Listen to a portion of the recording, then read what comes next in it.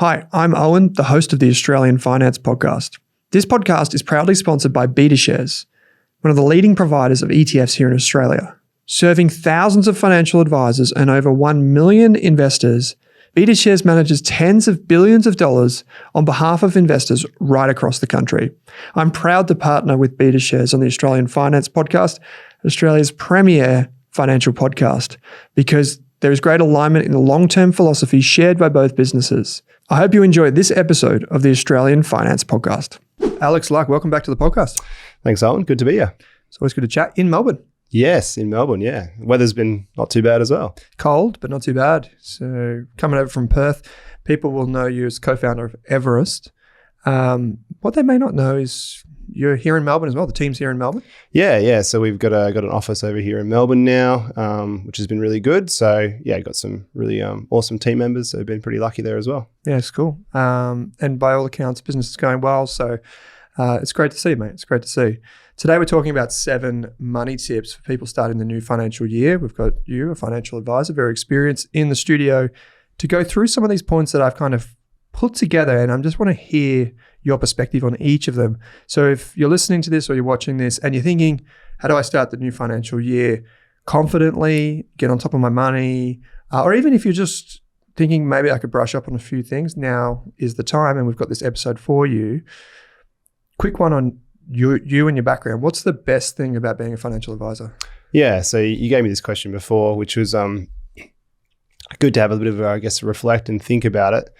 To me, I think the most rewarding thing, or obviously there's a lot of things in lots of jobs that you don't enjoy sometimes, or, when you go about them. But I think, the most rewarding thing about being a financial advisor is really just, the problem solving aspect of it. So, clients will come to see you and, they want to achieve what they want to achieve. And really your job is just to work with them and come up with a solution to achieve whatever that is, whether it's, buying their first house or their investment property, or looking after their kids for future education or finance, or whatever sort of that is. So that is definitely, I think, the most rewarding thing. Working with them to come up with a solution which is going to get them where they want to be. Yeah, I love it. And people could probably tell by the nature of your response that you do a lot of work with families and couples and singles that are accumulating wealth and looking to plan strategically, but also retirees and that sort of thing as well. So yeah. Okay, second one before we get into the list. What's something that you underestimated about money, finance, or business since you started? So take this through any of those lenses, just something that you were like, that's actually more important than I first thought. Yeah, so again, I obviously had this question before, but it was good to reflect on. So I think I'll answer it in 2 ways. So firstly, being a business owner. So yeah, I'm obviously one of the co-founders of Everest Wealth. To me, it's probably looking back of when we started 7 years ago to where we are now. And that obviously sounds a bit cliche, but myself and Scott, my other co-founder, we do talk about it, from time to time, that when we first started, if we thought we ever got to sort of 10 employees, we were like, that would be fantastic. And we've made it at that point in time. We even found some goals the other day, which we wrote down probably 2.5 years ago. We wrote them down and we looked at them about a year ago, and we just sort of smashed past them. We kind of forgot about them, sort of thing. So that's been really pleasing. But also, I guess, having a growing business and stuff, as you would know, it comes with a lot of additional sort of challenges, managing staff and just managing communication and culture and stuff like that. So for the most part, it's very enjoyable, but yeah, it's certainly a lot more. It's just different to anything I would have probably expected, to be honest, from that perspective. And I guess on a personal side, something that, occasionally I look at is more just, I guess, a lot of what we try to sort of teach our clients and put in practice and stuff like that. I do myself personally, so I'm a big believer that you got to sort of practice what you preach. Mm-hmm. But even, I guess, so somewhat following my own advice and looking where I am personally to where I was, say 7 or 10 years ago, that sometimes I impress myself. Oh, wow. I guess Nice. by sort of just sticking to that discipline and stuff like that. And it's this stuff actually, it really works. It works. So, yeah. Proof's in my own pudding. Yeah. I've still got a long way to go in terms of, I guess, what I want to do personally. But again, looking back on where I started and where I am now and stuff in my journey, it's nice. Kudos. Do you think that, are you personally someone that sets a lot of goals for yourself? Yeah, I'm a goal setter. I think like I'm quite a driven person, naturally as well. So like quite a competitive person too. So You still play footy, right? Not playing this year, unfortunately. Actually, I played a game on the weekend though. Did you? Yeah. So that was good, and we had a win. So I kicked a goal. So I was happy with well that. But yeah, I sort of thrive in those sorts of things. So I'm very much a person that always needs to have something to be working towards for sure. Yeah, cool. Well, that actually might come up in the 7 ideas that we talk about to start the new financial year. So I've got 7 ideas that I wanted to put to Alex as if you're listening to this and you're thinking, well, now's as good a time of any, like the financial year or the tax year in Australia ends at the 30th of June.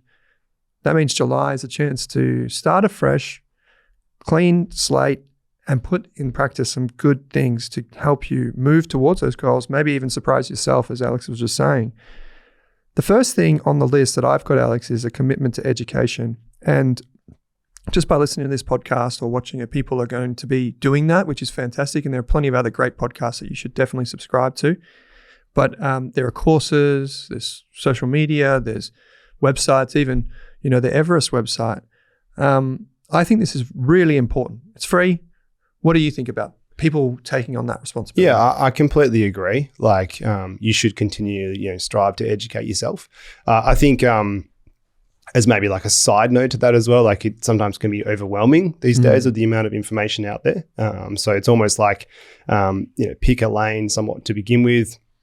Stick with that for say sort of 6 months and sort of see how you go, i.e. You obviously run a great podcast, have a series of podcasts under that banner as well, which vary in terms of beginner right up to expert. So that's a really good spot to start. And you're a big, you're super into your education, and you're always putting that forward with a lot of the courses and stuff that you have. So this is a little pump up for you, I guess. Thank you, my friend. But like that's an example of like there's so much on your website and your content and all those free courses that you have that's a perfect spot to start. So why not just start there, give that a solid go for 6 months, and then look at what else is around as well, as opposed to, I guess, Googling, finance education. Like you'll end up with so many great content creators, so many great pieces of education that sometimes people can get a bit overwhelmed. And then you'll find that like the nuances in that as well, they may slightly contradict each other as well. Yeah, right? and that's what makes it even harder for people to decipher. That's right. So it's almost like kind of picking a bit of a lane, sticking with that person or a couple of, educators or whatever it is, getting a good feel for that, good grounding, and then broadening your horizons, almost in that sort of step-by-step approach. Otherwise, I think you can just get really overwhelmed, and then you're like, Owen said this, but the other guy said that. Because until you have that grounding, you're really going to struggle to recognize the nuances, I think, as well. Yeah, that's a good point. That's why we actually did our courses in that way. So they're very specific. So if people wanted to learn something, and that blends in with the podcast episode. So if anyone hasn't taken a course, they're free. It's a kind of a shortcut to get what you want. I'd actually really like that. And I imagine you'd see that with financial advice. And that's actually the second point. So I'll come to that in just a sec. But just on this, one of the things with financial education is that the sooner you learn it, and obviously you can get it for free now, the longer it has to compound throughout your life. So once you figure out what a share is or an ETF is, you don't need to relearn that. They're good for you in the long term, but you don't need to relearn it. So that knowledge will grow, and you can build on top of that, as well as making it, work for you financially. So I'd say that. Number 2 is get advice if you need it. I wouldn't say if you need it, just if it's worth considering, because a lot of people don't know they need advice until it's maybe not too late, but it's just like there are things that they could have done. So number 2 is get advice if you need it. And yes, we're talking about this because it benefits us, but genuinely, like if you're analysis paralysis mode, if you need validation, if you just want to have someone else take care of a lot of that groundwork for you, get advice. As part of this, because you're a financial advisor, you run a very successful financial advice business, can you give us that kind of like imagine someone's listening to this for the first time, Alex, and they're like, yeah, cool, get advice. What do I need to know? Like, what can you tell them in as short a time as possible? Like, what could you just tell them to expect? Yeah, so I'll obviously just speak to our own experiences of what we do at Everest Wealth, but effectively, how it works with us in terms of our actual process is, you can reach out through our website or there's a link in the podcast player too. Yep. or obviously, through yours as well, as an example.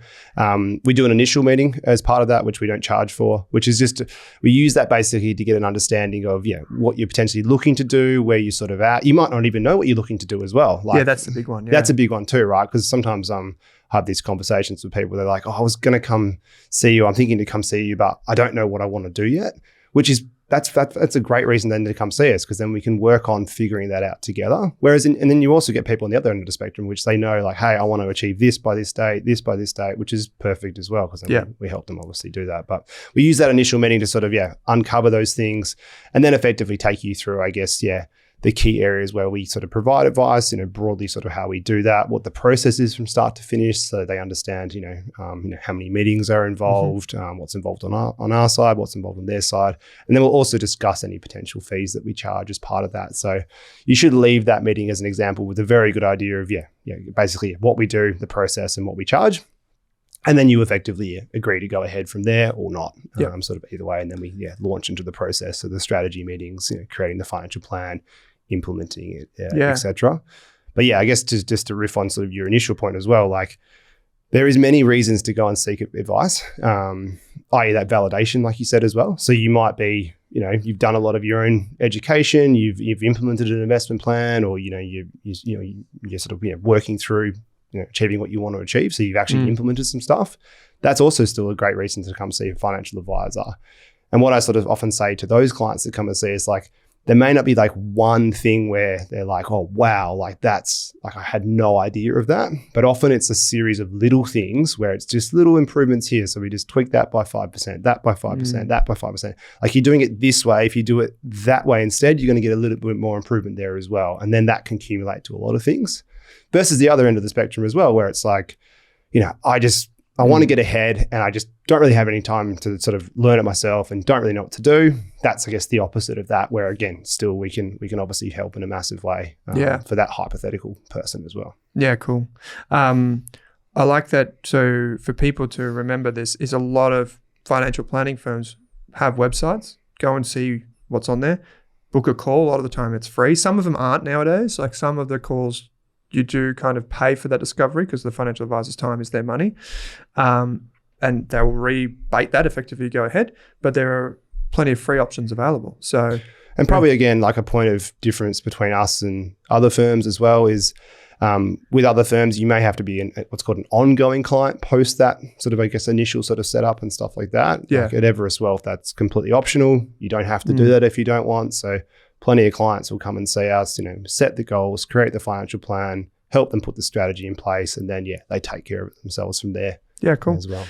Actually, one question I wanted to ask you, which is kind of like how the fees are paid. Some people are aware that you can, on a case-by-case basis, pay for some financial advice through super. Do you want to just explain roughly how that works? Yeah, absolutely. And this is, again, a lot of like misinformation, I think, out there around this. So provided you are providing advice on someone's superannuation account, which 9 times out of 10 we're going to be with the clients that we work with, whether it's, this fund's got a lower fee or you're not invested correctly as per your current life stage or whatever we're sort of doing with that, we can then charge part of the fee that we charge through the super fund. The advantage of that is the super fund will get a tax deduction for that part of the fee at 15%, which is the tax rate that a super fund pays in accumulation. And also it typically protects more of your cash flow as well. So we work with predominantly clients in their 20s, 30s and 40s. So, they might have X amount in savings, let's call it say 20 grand, 30 grand or something like that. And, we prefer to use that to kick off their share portfolio or put towards their home deposit or something like that as well, which means that they'll still have to pay some of our advice fee out of their own cash flow, but it is minimized a lot and we can take more of it sort of, from the super fund as an example, because we're still providing advice there as well. Yeah, cool. So that first call that you have with the team kind of sets the scene for what to expect from the firm, and your team would explain the process and help people answer those real kind of like practical questions. The third thing on my list of 7 steps to get started in the new financial year, number 1 is set one big money goal and have a plan for it. I think the easiest way to do this is to work backwards. So I've got an example here. Imagine you want to build a 10K emergency fund in the next 12 months. I've just done some very crude math. It's not exactly $800 a month, but like $800 a month. That's $200 into a high interest saver probably every week or something like that. Now, that's assuming you don't find some stuff around your house and sell it and put that money into your emergency fund. But this is the reason why I say for people to start with one is to your point earlier on, Alex, about analysis paralysis, people getting stuck on trying to do so many things straight away. 12 months is a long time for people to like achieve goals and work towards them and learn what is important to them. So I would just say start with one and go from there. I imagine you would do maybe more when you get a like financial planning client. Yeah. So often we're doing, it is still like at the crux of it all, fundamentally like that. Obviously we want to achieve, almost on a step-by-step sort of basis in terms of what we're doing. So emergency fund, very, very important. So we would, almost always work towards that first. So you've got that financial buffer before you're looking to, invest or do other things as part of that. But other sort of, I guess, common goals we see is, investing for private high school, is quite common. Investing so that like when I'm in my 40s or in my 50s or something like that, I can retire or semi-retire because now I've got enough of a passive income from whatever I've put my money towards, as an example as well. But so you might do like a couple of those concurrently, is what we often do too. But yeah, I think like you said, just start with something. And so just pick one because then psychologically it's great to do that and then achieve that and then cool. All right, what's next? Let's move on from here. Yeah, cool. Great. So number 4, and I imagine like you guys do a lot of work with different communities, including like the younger communities, but She's on the Money, Equity Mates, Glenn James, Money. You do, and Rask obviously. So you do work with so many content creators and big communities. I imagine a lot of people do present with things like credit cards or buy now, pay later or other kind of quote unquote nasty debts. I'm just curious, like if people are thinking, well, debt is one of those things I want to deal with, how would they go about that? Yeah. So fortunately, I guess a lot of the people that do listen to your content and some of the other content creators that you mentioned as well, generally are pretty good, I guess, with their spending. However, if that is your situation where you do have some credit card debt or buy now, pay later, that sort of thing, the way you generally want to attack it is probably dominoing your debts, which is effectively looking at what's charging me the biggest interest rate to begin with. So maybe the credit card's charging me 20% as an example when the buy now, pay later is only charging me 10.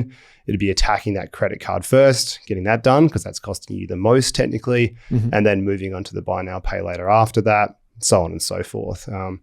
And what that also gives you is, I guess, that psychological advantage, which is that dominoing effect that I'm speaking about, in that you'll then, you can, all right, completed that one, credit card's done. Okay, now I complete the next one. Okay, that's done. Now I'm onto the car loan. Okay, that's now done. Yeah. Until they're all gone, and you've built up that emergency fund. Okay, cool. Now I'm looking just to really build my wealth and grow that from here. Yeah, I had a mate a couple of years ago who had a 19 grand debt. It was like a personal loan for some travel that he did. He wasn't happy about it. He thought it was like, I think he thought maybe in a way he couldn't talk about it or something like that. Like he wasn't exactly proud to have a debt. And he also had a really small credit card. And I just said to him, well, yeah, this is going to be annoying to pay this back. It's going to be hard, but he wanted to go overseas and do all that sort of stuff. I said, why don't you just set a plan? What are the minimum repayments? But when do you want it done by? How do those kind of match up? And within a year, he had that 19 grand paid off, which was awesome. He worked a few extra shifts and kind of got it done over like 6 to 9 months. And it was so liberating for him. I remember he just messaged me, he said, like, done. It's done. Like, as in, like, it was just like a moment for him. And I think that was awesome. And then he then used kind of the extra savings mentality in the shifts to then save up to go overseas, which was awesome. And he paid on his own dime. So that was awesome to see that kind of psychological benefit in motion. Number 5, now you mentioned Scott, who's your business partner, right? Which is awesome that you've got a business partner that you can rely on, and anyone that's been in business gets that. But I've got number 5, if you want to nail some money goals, you want to put a plan in place, one of the easiest things you can do, or maybe it's not easy, but I definitely think it's one of the most fruitful, is have someone in your life that you can talk to about money. Even if it's not necessarily quote unquote money, it's like, I'm starting a business, or I want to start a business, or I'm interested in property investing. To have someone that you can just talk to, share ideas with in a healthy way, I think is so important. So I would challenge anyone listening to this, maybe it's your partner, maybe it's your parents, maybe it's your family member, whoever, find someone and use it as an excuse to catch up. Yeah, I completely agree. And was literally chatting with some clients yesterday, and it was a couple, and she had come from a background where they didn't have a lot of wealth, to be honest, and they never talked about it or anything like that. Like her parents had only just bought their first house, as an example, which is great, obviously. But so she's come from that background where money was never sort of spoken about, which would obviously be tough. But yeah, I completely agree. If that's your situation, or even if it's not your situation, talking to your friends about what you're looking to achieve, potentially what they're looking to achieve. Obviously, your partner is pretty sort of pivotal, I think, in this instance as well, and probably leads me to another point that sometimes people will come to see us, and or maybe it's say yourself and Sarah, and obviously you're hyper interested in finances and whatnot, so you're super keen, ready to go, and maybe she is somewhat, but not as much, which is perfectly fine because obviously opposites attract. It's more, I guess, framing what we're doing is going to be more around, okay, Sarah, like high level, what do you want to achieve? Okay, you want to make sure you've got money for your family. You want to have a couple of kids. You want to have, a family home, holidays a year, whatever that sort of is. And that's something, and then say in this example, hypothetical example, should I say, she gets on board with, like what she wants for the two of you per se, and then you're more in the micro style. How? All right, Alex, exactly how are we going to do this then? Like, how much am I going to need to invest a month, and like what are we? Which is obviously something then you enjoy. In this that's example. cool. I think that idea of like the advisor being that third person is kind of like the independent moderator, if you will, and kind of brings that to life. Because so many people in our community, Alex, are just like struggling to quote unquote convince their partner. And I think that's something that we realize at events or with financial advice. You see it. You kind of see that moment of that partner that's often the passive one in the money situation. He's like, oh no, so my partner's not just a weirdo that likes finance. It's actually a real thing. I can get into this. My commitment is X. They can do Y. But having the advisor there can kind of help with that in a big way. Yeah. And I said a lot of my, what we're doing in meetings is just making sure like, okay, well, at the high level, we need to be aligned. Like, where do we want to be? Yep. Cool. Absolutely. And the person that maybe is then less interested in the micro is happy with the macro, very important. And then the person that, is more on that micro level and enjoys that, then we can get into the nitty gritty more so with them. And should I just add as well, it's not necessarily always, by the way, the male in this example. In my, I guess, anecdotal experience, I actually generally find it's very 50-50. Plenty of times, ladies will reach out to us and be like, look, I'm hyper interested, but my partner not so much. Like, what can I like? How can we kind of approach this? And generally, that's how we do want to approach it. We do have instances where, that'll be a couple situation, and we will just work with one person, but it's not the optimum outcome. I don't think if we can at least get the other person on board with the macro stuff, that's really important because then you're both aligned in terms of where you're going. Okay. And they've obviously got the trust in the partner to be like, cool, you handle the day-to-day, Owen. I'm happy though, like that we've agreed that, we're going to have a couple of kids, the family house, the holidays, etc.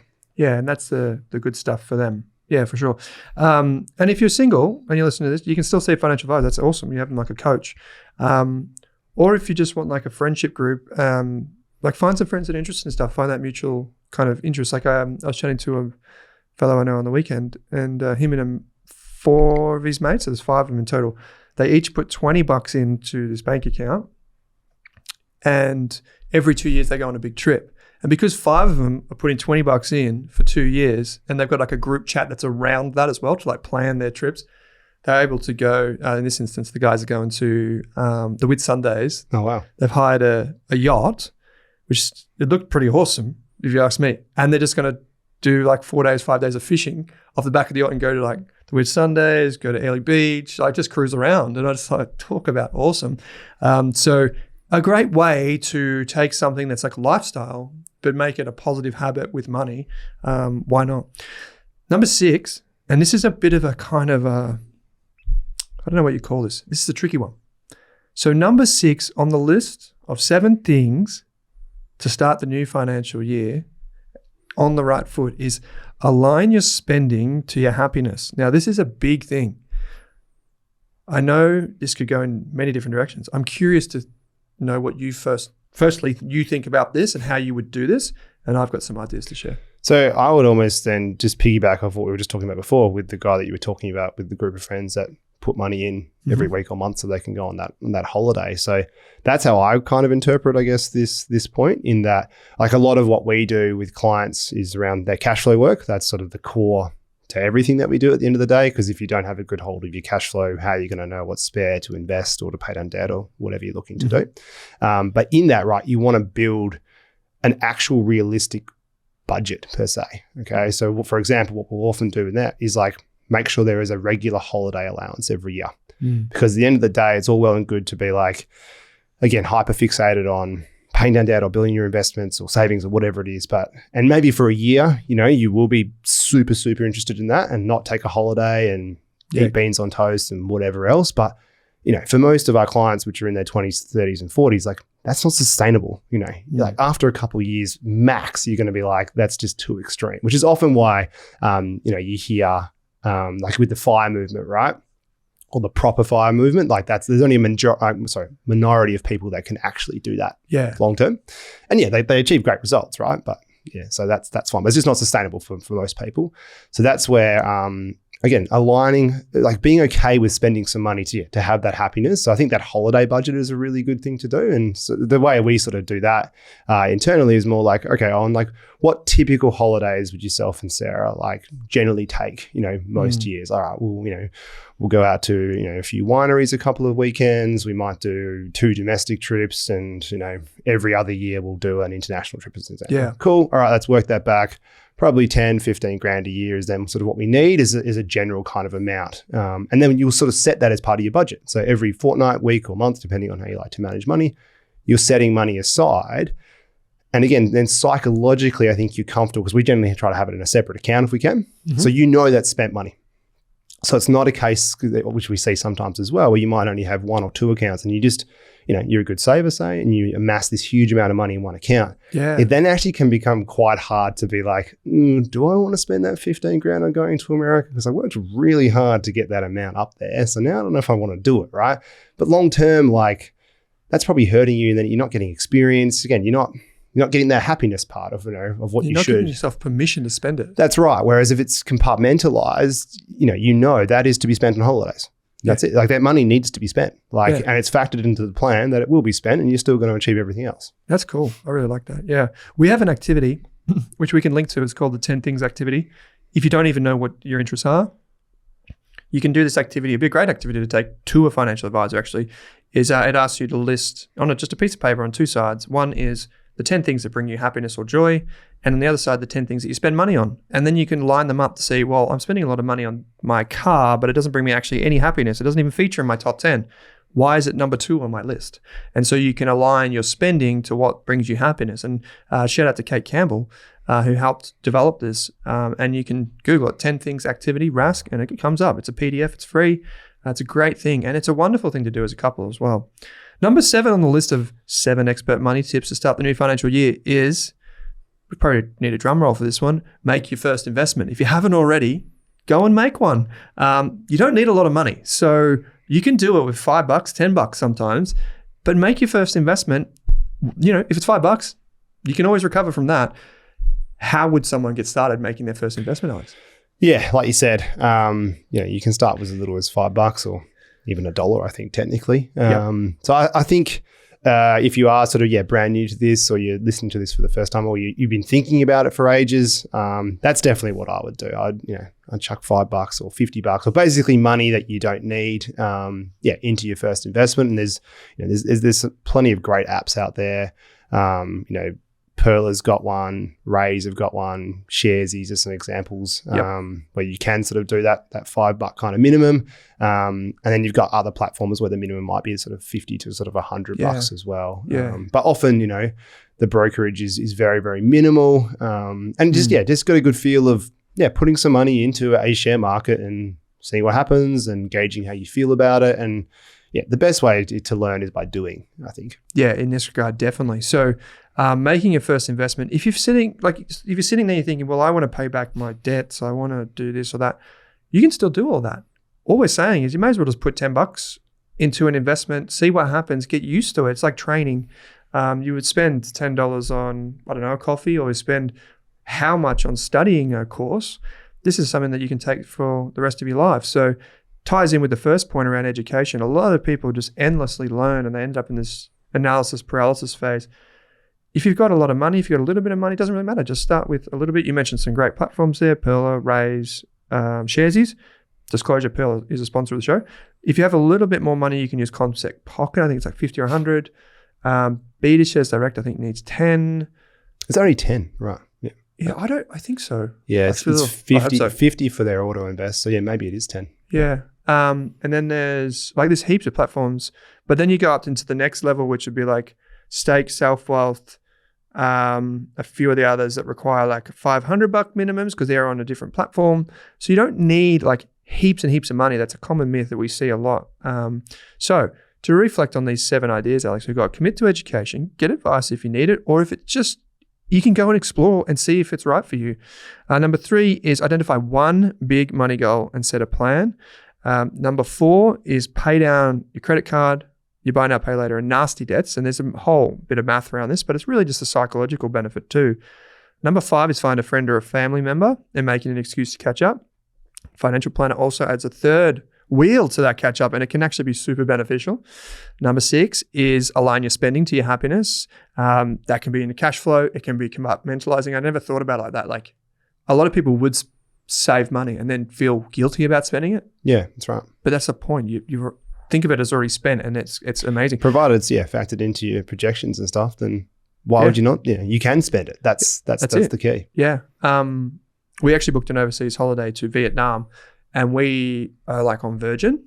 And so you get those reward seats, but basically like the good ones go like 12 months in advance. Right. So what we do is we always book the flights first and then do like the accommodation of spending money, save that up separately because the flights are obviously huge. But if you have the reward seats just in the Virgin or Velocity app, you can save like 50% on the flights or more sometimes. So we book them, and that kind of sets a yardstick for like, we are committed. We are going. Yeah. And it's like you said before, it's always we were saying like, with making your first investment, like just doing that right puts the wheels in motion that you are then going to achieve that goal, which is you want to go have a holiday. Yeah. Because like otherwise, if we did it the other way, we'd end up spending more, and we probably would get there and be like, we could just invest this money. You're going to be able to talk yourself out of it every time. Yeah. Number 7 is make your first investment. We've listed a bunch of great apps there. We've done stuff on this before. So many easy ways to get started. Just pick one, pop a little bit in, get a feel for it. You'll learn. Investing is at least a 3-year apprenticeship in my view. So go and do it and get started. Learn on the job. It's perfectly fine. Now you can get in contact with Alex and the team by following the link in your podcast player or in YouTube description. Or head to the Everest Wealth website. Totally up to you. But I'm going to ask you, Alex, to sign off with one takeaway for today's episode. It could be something you've said already. It could be something that is totally brand new, but just one thing for people to take away. I'm going to give a couple. Okay, do it. So I think and I'll relate back to what we just talked about. I think, the main things out of that are setting that financial goal or revisiting a financial goal. Obviously, coming up to new financial year, that's a great time to do it. And then, if you haven't invested, now's the time. Like the best time to always invest was yesterday. The next best time is today. Would be my cheesy little one-liner there. I like it, mate. I like it. That's great. Well, hey, man, this has been heaps of fun having you in the studio with us here in Melbourne. Really appreciate your time. So, Alex, thanks for joining us. Thanks, Owen. Really appreciate it. Thanks for watching this video on the Rask Network. While you're here, don't forget to like and subscribe so you can get videos each and every day on business, finance, investing, and so much more.